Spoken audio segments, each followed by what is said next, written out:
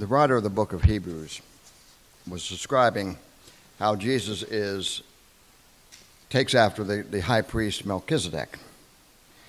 And in Hebrews chapter 7, beginning with verse 20, he says, "It was not without an oath. Others became priests without any oath, but he became a priest with an oath when God said to him, 'The Lord has sworn and will not change his mind. You are a priest forever.'" Because of this oath, Jesus has become the guarantee of a better covenant. Now, there were many of those priests, since death prevented them from continuing in office, but because Jesus lives forever, he has a permanent priesthood. Therefore, he is able to save completely those who come to God through him, because he always lives to intercede for them. Such a high priest meets our need, one who is holy, blameless, pure, set apart from sinners, exalted above the heavens. Unlike the other high priests, he does not need to offer sacrifices day after day, first for his own sins and then for the sins of the people. He sacrificed for their sins once and for all when he offered up himself. For the law appoints as high priests men who were weak, but the oath which came after the law, appointed the Son who has been made perfect forever. You know, throughout the world, even today, there are priests and others who offer up sacrifices.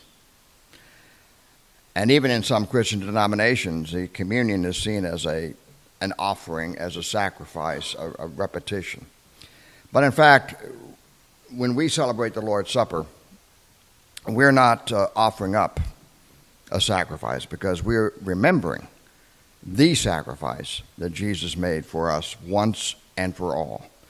And unlike other priests and other sacrifices, we don't have to keep sacrificing an offering of bread and whatever else others offer, because Jesus himself is the eternal offering and sacrifice for all of us.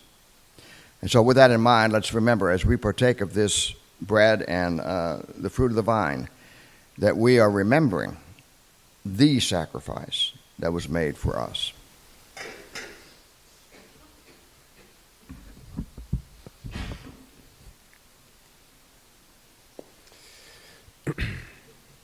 In one of John's recent sermons, he referenced the book of Ecclesiastes, and it sparked a thought. One of the sections I really enjoy from that book, and there's a lot to unpack in Ecclesiastes. I'm not going to do a deep dive, obviously, this morning, but many of the words that you hear in there are folly, toil, meaningless, and this morning we're obviously going to celebrate something that, as Mike said, is everlasting. Okay, and so I want to read from Ecclesiastes chapter 3, verses 1 through 8.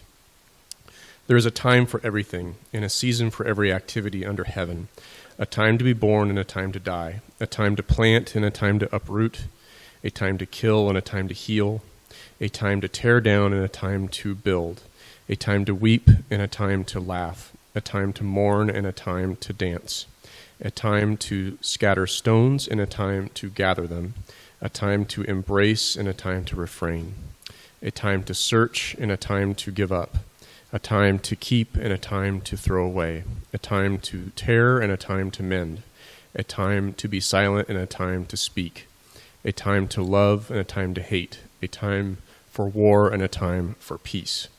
And like I said, this is obviously a time where we remember the fact that Jesus came, he died for our sins, he rose again, and that is an everlasting covenant that we have moving forward. Please pray over the cup with me.